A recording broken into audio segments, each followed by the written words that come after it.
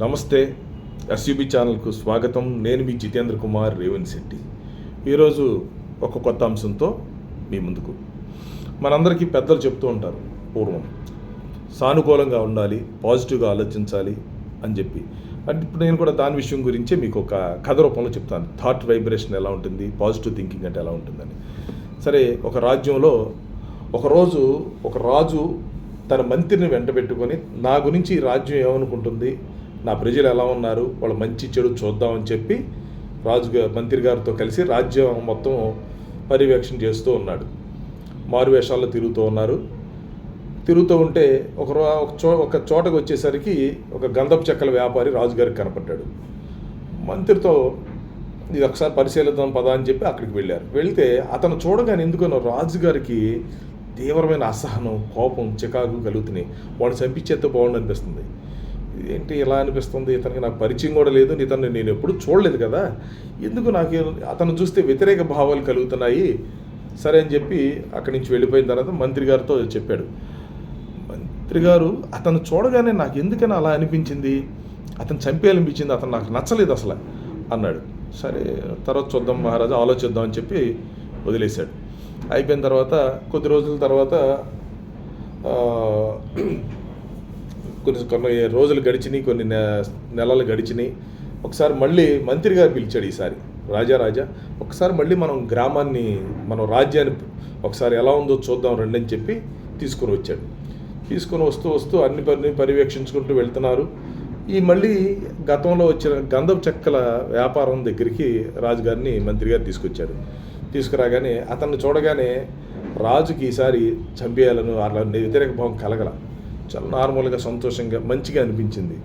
సరే, ఇతనికి ఏదైనా బహుమతి కూడా ఇద్దాం అనిపించింది రాజుగారికి. మంత్రి గారు రాజుగారికి మొహం చూస్తూ ఉన్నాడు. సరే, అక్కడి నుంచి వెళ్ళిపోయారు. వెళ్ళిన తర్వాత రాజుగారు మంత్రి గారిని అడిగాడు, మంత్రి గారు, గతంలోనేమో అలా అనిపించింది, ఇప్పుడేమో ఎలా అనిపించింది, కారణం ఏంటి అని. ఏం లేదు మహారాజా, అతను పొరుగు రాజ్యం నుంచి మన రాజ్యంలో బతకడానికి వచ్చాడు, ఇక్కడ వ్యాపారం మొదలుపెట్టాడు, కానీ అతని దగ్గర ఎవరూ కొనలేదు. ఒక్క వస్తువు కూడా అమ్ముడుపోలా, గంధపు చెక్కతో తయారు చేసిన ఒక్క వస్తువు కూడా అమ్ముడుపోలా. అతనికి చాలా చికాకు, తీవ్రమైన అసహనం వచ్చింది. ఈ పనికిమాల రాజ్యంలోనా నేను వచ్చి అమ్ముకుంటున్నాను, ఒక్కడు కూడా కొనిసావట్లేదు, కనీసం ఈ రాజన్న సావకపోతాడా, వాడిని నా దగ్గర ఉన్న గంధపు చెక్కలతో తగలబెట్టకపోతారా అని మీ మీద తీవ్రమైన ద్వేషాన్ని, అసంతృప్తిని పెంచుకున్నాడు. మనం మొదటిసారి వచ్చినప్పుడు ఆ తీవ్రమైన ద్వేషం, అతనిలో ఉన్న ద్వేషం, ఆ నెగిటివ్ వైబ్రేషను మిమ్మల్ని రీచ్ అయింది. కాబట్టి అతని మీద మీకు తీవ్రమైన ద్వేషం కలిగింది. ఇప్పుడు నేనేం చేశానంటే, మీరు రాజ్యంలో మీ మందిరంలో సంబంధించి మీరు కూర్చున్న కుర్చీ అన్నీ కూడా అతని దగ్గర ఉన్న గంధపు చెక్కలు రాజుగారు కావాలని కొంటున్నారని చెప్పి అతనికి చెప్పి తీసుకొని కొత్తవన్నీ చేంజ్ చేశాను. రాజుగారే అతని దగ్గర కొన్నారంటే అతని దగ్గర ఏదో ప్రత్యేకత ఉందని చెప్పి నగరంలో ఉన్న ప్రముఖులందరూ, వ్యాపారస్తులందరూ మీరు మార్పులు చేర్పులు చేసుకున్నట్టు అందరూ అతని దగ్గర కొన్ని మార్పులు చేర్పులు చేసుకున్నారు. ఈసారి అతను ఎలా ఆలోచిస్తున్నాడంటే, రాజుగారు నా దగ్గర ఇంత కొన్నారు, రాజుగారి మూలాన్ని నాకు ఎంత సంపద వచ్చింది, రాజుగారి మూలం కొనబట్టే కదా ఇంతమంది కొన్నారు ఈ రాజ్యంలో అని చెప్పి ఇప్పుడు పదే మీ క్షేమం కోరుకుంటున్నాడు, అతను మీరు బాగుండాలని కోరుకుంటున్నాడు. కాబట్టి ఈసారి మనం రెండోసారి వచ్చినప్పుడు అతనిలో ఉన్న positive vibration, positive thinking, positive thought మిమ్మల్ని రీచ్ అయ్యి అది మీకు సానుకూలంగా అనిపించింది అని చెప్పాడు రాజు. ఓహో, అలాగా, ఒక ఆలోచనకి ఇంత శక్తి ఉందా అని రాజు ఆశ్చర్యపోయాడు. అప్పుడు మంత్రి గారు చెప్పాడు, ఉంది మహారాజా, ఖచ్చితంగా ఉంటుంది. మనం సానుకూల ఆలోచనతో ఉన్నప్పుడు ఇతరుల పట్ల మనలో ఉన్న ప్రేమ, మంచి ఇతరులకు మనం పంచాలని అనుకున్నప్పుడు ఇతరులు కూడా మనకు ఆ విధమైన అది కూడా అదే ఇస్తారు. మనం ఏది ఇస్తామో తిరిగి అదే మనకు వస్తుంది.